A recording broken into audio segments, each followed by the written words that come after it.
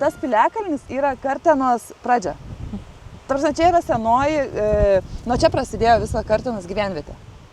Tai čia yra daug visokių padavimų legendų apie tą ąžuolą įvairiausių, kad ir karalaitė, ir grafaitė ten su turtais yra palaidota, ten kas 300 metų prisikelia. Nu, žodžiu, labai daug visokių istorijų, nu, ir jisai įdomus ir patrauklus lankytojams. Turime, mes čia lankytina vieta yra. Visi gali atvažiuoti, tai piliakalnis užsipildys žmonėmis visomis erdvėmis per žolines. Tai yra rugpjūčio 15 dieną. Čia renginiai prasidės 17 valandą. Pačio festivalio atidarymas 17 valandą. Ir visas piliakalnis stengsimės, kad būtų išnaudotas, nes turim didžiulę erdvę. Kiek apriepia akis, visur yra laisva zona, ar ne? O kodėl Kartena pasirinko šventę kurti per žolines? Ar tai turi kažkokią specifinę reikšmę?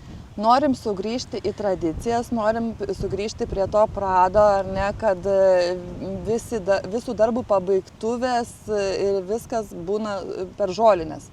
Kad prikelti tą žolines, kaip gražią šventę padaryti, kad vėl prikelti prie tų tradicijų, kad visi sugrįžtumėm į tą gamtą ir matytumėm, kiek mes daug visko iš gamtos galim gauti. Ne tik iš gamtos, bet turime, tarkim, pas mus dabar tos unikalios antrąmet vykstančios troškinių varžytuvės. Tai jų mintis ir yra pirmojo derliaus daržovių. Ką galima skaniausia, geriausia padaryti iš pirmojo derliaus? Jau sakėt, yra daug norinčių dalyvauti tose varžytuvėse. Taip, mūsų tikslas buvo 20 komandų, bet girdėjau, kad jau 18 yra užsiregistravę. O gal jau dabar visa 20 yra užregistruota? Nežinau naujausių duomenų. Ar leisit perlipti daugiau, ar tiek ir pasiliksit? Aš manau, jeigu būtų norinčių, leistumėm. Vietos turim daug, tai visi sutilptumėm.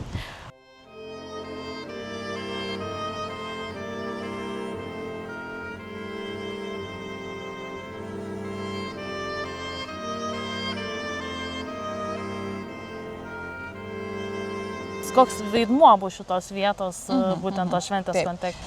Pabrėža yra ne tik dvasininkas, bet jisai yra botanikas, mokslininkas, liaudies gydytojas ir žolinė. Daug sąsajų ir todėl nusprendėm, kad atgaivinti dar 19 amžiaus pabaigoje užrašytas karteniškių žmonių pasakojimus, kas vykdavo per žolinę. Tai, kai baigdavosi atlaidai, persikeldavo šurmulys į miesto aikštę, į gamtą, ir buvo sugalvota, kad padaryti tokį šurmulį ant Gintarų piliakalnio. Manom, kad ten Pabrėža taip pat vaikščiojo, ieškojo augalų, kuriems skyrė pavadinimą, jisai ir kurios dėjo vieną prie kito, kūrė receptus ir jais gydė žmonės. Kaip atėjęs į šventę žmogus galės tą Pabrėžą pažinti? tą pabrėžą pažinti. Pirmiausia, tai bus tokia dalis paskaitų dalis. Tai atvažiuos žolininkas, mūsų klebonas pristatys pabrėžą, atvažiuos žmogus, mokslo daktaras, kuris kalbės apie šventus ąžuolus, tai vėlgi apie gamtą, apie tų ąžuolų reikšmę ne tik tai gamtai, bet ir žmogui. Toliau vyks edukacijos įvairiausios, žolininkystės edukacijos, vyks tokių senųjų amatų pristatymo, kaip duonos kepimo, tai vėlgi pirmo derliaus javų. Gamtoje atrado galbūt tau augalą pabrėžą, o mes jau iškepam. Tokį gražų žodį yra palikęs pabrėžą žolinyčia. Tai ta mes ir pavadinime yra, bet tik tai, kad žmogui būtų aiškiau ta žolinyčia, kad tai nebūtų kažkoks pagoniškas pavadinimas, nes jau ir tokių apibendrinimų girdim, apibūdinimų. Tas žolynų žemė, ta žemė, kur pabrėža veikia, kur jisai pažinti norėjo žmonės, jų gyvenimus, jų rūpesčius, jų džiaugsmus ir iš tų žolynų, iš tų žolių sėmėsi energijos, gyvybės, dvasios, kad padėti tiem žmonėms. Tai visų pirmiausia, noriu pakviesti Karteną į žolynų žemę, švęsti švenčiausios mergelės Marijos dangun ėmimo iškilmės. Tai yra vieninteliai Kartenos parapijos atlaidai. Dėl Marijos ypatingo vaidmens išganymo istorijoje mergelė Marija su kūnu ir siela buvo paimta į dangų.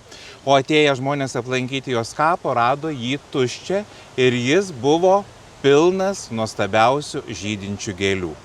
Tad nuo ryto 9 val. Šventoriuje bus galima jau susirišti žolynų puokštę. 10 val. Prasidės šventosios mišios. Po šventųjų mišių bus iškilminga procesija aplink bažnyčią. Nuo mišioms pasibaigus ateisime čia į Jurgio Ambraziejaus Pabrėžos skverelį, kur bus atidengiamas maldos suolelis. Po to vėl grįšime į šventorių ir šventoriuje vaišinsimės troškiniu, bendrausime ir klausysimės koncerto.